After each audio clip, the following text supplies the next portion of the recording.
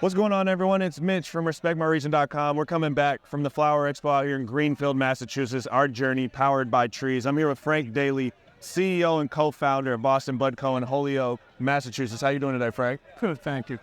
Man, so first off, I've toured the state. I know what's special about Holyoke, but why'd you pick Holyoke to set up shop?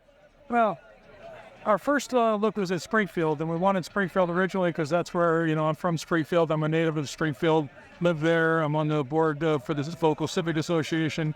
I think the store would be a benefit to the neighborhood, but we knew the regulatory path would be much longer than Holyoke, and Holyoke was open to everybody, and that was their platform, is we welcome everybody. So we went to Holyoke first. And it's a beautiful area that's just getting revamped through cannabis, from my perspective, man. And so what can you speak on what you've seen the changes there since recreational cannabis has came to the city?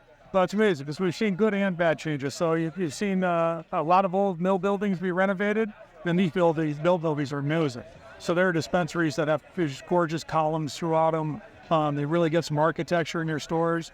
You see the renovation of the old style buildings and getting those rehabbing, more people coming in. So you see more ancillary businesses coming in. So you've really seen a boost to Holyoke overall.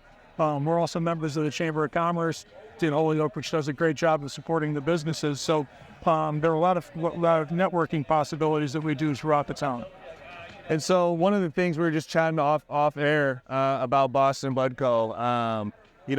You guys are really putting a focus on craft farmers. So I'm just curious kind of what you look for when bringing in brands into the store and kind of what that process looks like for you guys. Yeah, Boston Bud Factory is really picky about who we partner with. So we won't add a brand to our menu until we've actually been to the site, seen where it's either grown or produced, and met their team.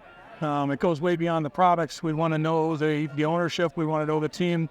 We want to make sure that we have responsible people that we're working with. This industry has a lot of we'll call it mirror games, so you see one thing, but there are a lot of other things going on. So, it's a lot of smoke and mirror show in this. So we're very careful who we work with, and we're trying to help build towards the craft, the shift to craft that you've seen in other states, in like Colorado, Washington State, where those craft brands are starting to be more prevalent. You're seeing them in more stores.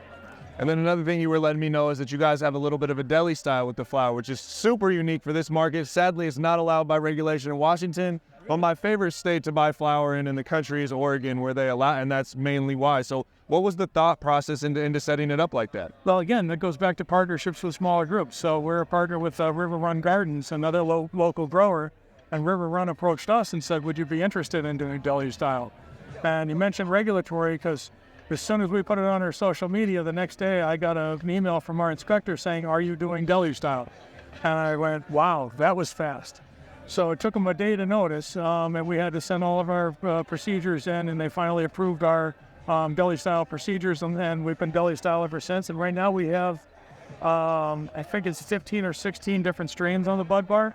And we have strains like Tower 3, River Run, Kibbe's Gardens, a lot of the more of the local strains, Hudson Valley Botanicals. So we're trying to build that from a craft perspective, and we're also working with other local craft producers to create a collaborative for advertising, so that we can help each other build our brands. Because we can't, there's no money to afford shows like this for the small guy.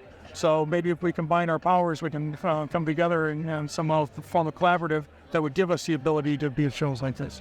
I love that, man. Cannabis is a community-driven thing. I love to hear that you guys are doing something for the craft, for the community, and also taking that approach of building the community. Well, Frank, Boston Bud Factory, we're out here at the Flower Expo, our journey powered by trees. Follow us along for more interviews and content.